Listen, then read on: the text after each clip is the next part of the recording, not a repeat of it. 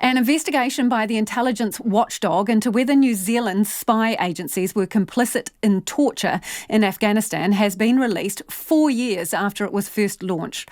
Back in 2015, the Inspector General of Intelligence and Security decided to investigate any involvement New Zealand agencies might have had in the infamous CIA program in Afghanistan from 2001 to 2009. That program was part of America's response to the 9/11 attacks and was heavily criticised as carrying out torture and other illegal acts by the US Senate Committee on Intelligence.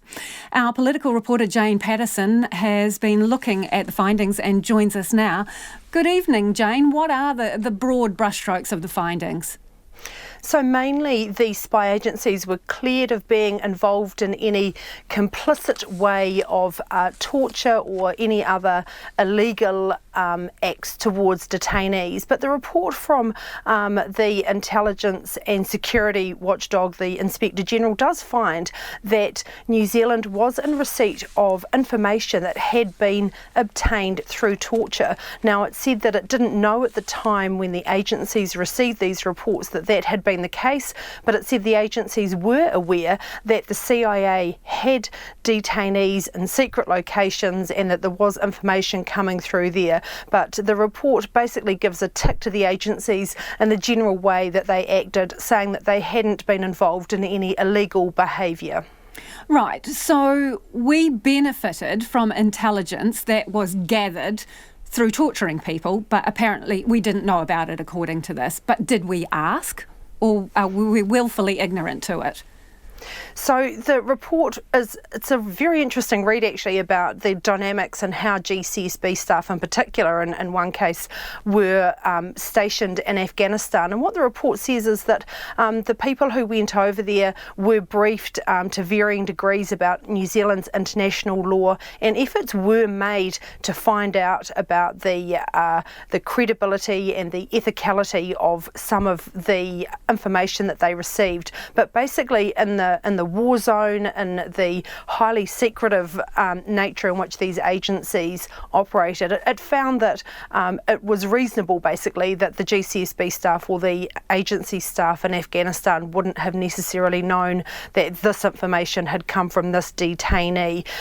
So really the report's looking not so much at individual actions, it's looking at the agencies and how they can better deal in situations like this in the future if they are deployed overseas and they're working with foreign counterparts in partnership with them, because of course different countries have different legal obligations, they have different approaches, and the main thing is that New Zealanders have to make sure that the agents have the correct training, but also that they're aware of the different standards and sometimes in some cases of the law and have to act accordingly.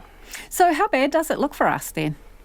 It could have been a lot worse. Actually, the report says that the fallout for other countries, for some countries who had worked with the US, who had worked with the CIA, had really borne the brunt of actions that they had become involved in either deliberately or unknowingly. And New Zealand comes out pretty well in terms of the general sort of findings. So, as I said, a number of recommendations made about training given to staff deployed into these war zones, and also now the spy agencies accepting the findings. It did occur some time ago, and they've made the point that there have been legal changes to the law governing the agencies here in New Zealand. But in the meantime, the agencies are going to identify any reports that may contain information that came from torture, and they will now look at disposing of them or sealing those records so they will be no longer in use or in circulation among those agencies. Jane, just before you go, it was a long time coming, this report. Was there any particular reason given for the fact it's 4 years on?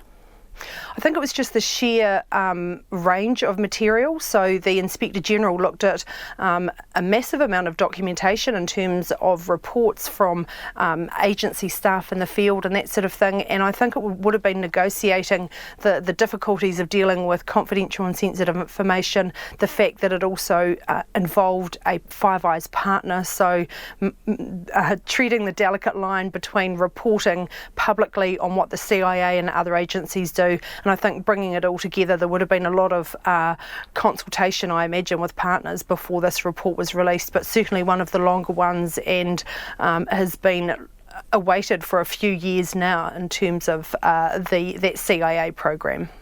Thank you, Jane. Jane Patterson, our political editor there, joining us from Parliament.